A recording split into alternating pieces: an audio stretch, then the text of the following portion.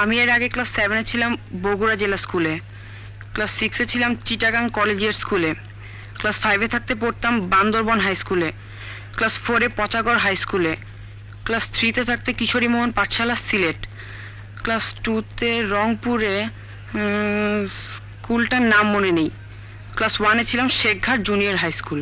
দাঁড়া দাঁড়া দাঁড়া, তুই কি বছর বছর স্কুল বদলাস নাকি? আমার বদলাতে ভালো লাগে না, কিন্তু আমার বাবা প্রত্যেক বছর নতুন জায়গায় যান, তাই আমারও যেতে হয়।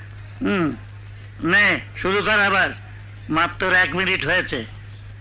মাত্র 1 মিনিট? আরো 4 মিনিট বাকি আছে। আমি বই পড়তে খুব ভালোবাসি, ডিটেকটিভ বই। আমি অনেকগুলো ডিটেকটিভ বই পড়েছি, তার মধ্যে সবচেয়ে ভালো লেগেছে। এই, কি হচ্ছে এগুলো? কে কে শব্দ করলো এমন করে?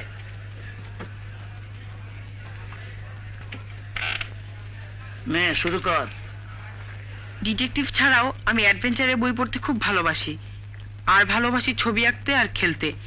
ফুটবল খেলতে আমার সবচেয়ে ভালো লাগে। কোন জায়গায় খেলো? Centre forward? না, আমি রাইট আউট ছিলাম। সেন্টার ফরওয়ার্ড খেলি মাঝে মাঝে, ব্যাকেও খেলি। এছাড়া ব্যাডমিন্টনও খেলি, কিন্তু কর্কের দাম এত বেশি হয়ে গেছে যে সবসময় খেলতে পারি না। কয় মিনিট হয়েছে স্যার? 2.5 মিনিট। মাত্র 2.5 মিনিট? আবার শুরু কর। সব তো বলে ফেলেছি, আর কি বলবো? আর যা যা পারিস সেসব বল। আর কিছু করতে পারি না। আর কিছু পারিস না? গান গাইতে, সাইকেল চালাতে, সাঁতার কাটতে, মারামারি করতে? আমি সাইকেল চালাতে পারি, সাঁতারও দিতে পারি, কিন্তু গান গাইতে পারি না। মারামারি? ও হ্যাঁ, আমি অল্প অল্প মারামারিও করতে পারি। অল্প অল্প মারামারি? কি জিনিস? মানে আমি ঠিক মারামারি করি না, তবে কেউ যদি আমার সাথে মারামারি করতে চায় শুধু তাহলেই একটু অল্প অল্প।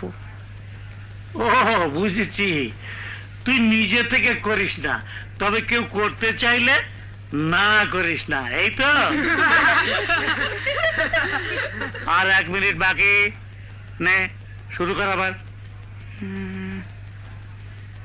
আমি বই বাঁধাই করতে পারি, আর শর্ট সার্কিট হয়ে ফিউজ পুড়ে গেলে মেন সুইচের ফিউজ বদলে ঠিক করে ফেলতে পারি। কি বললি? জি স্যার, শর্ট সার্কিট হলে ফিউজ পুড়ে যায়, তো তখন মেন সুইচ অফ করে ব্রিজটা খুলে নিয়ে একটা চিকন তার ওখানে লাগিয়ে দিলেই আবার সব ঠিক হয়ে যায়। তুই ঠিক করিস ওভাবে? হ্যাঁ, যখন দরকার হয়। হ্যাঁ। খুব সহজ, আমার বাবা আমাকে শিখিয়ে দিয়েছেন। আর বই বাঁধার কথা কি বললি? আমি বইও বাঁধাই করতে পারি। আমাদের বাসায় অনেক বই ছিঁড়ে গিয়েছিল, তাই আমার বাবা আমাকে বলেছিলেন আমি যদি বই বাঁধাই করি তবে একটি বই বাঁধাই করার জন্য 1 টাকা করে দেবেন। খুব ভালো। তোরা কেউ বই বাঁধাই করতে পারিস? সবারই কিছু কিছু সত্যিকারের কাজ জানা উচিত। নিজের কাজ নিজে করার মধ্যে লজ্জার কিছু নেই, বরং গৌরব আছে। এখন তোর ছোট, বড়রা তোদের কিছু করতে দেবে না, কিন্তু সুযোগ পেলেই শিখে নিবি।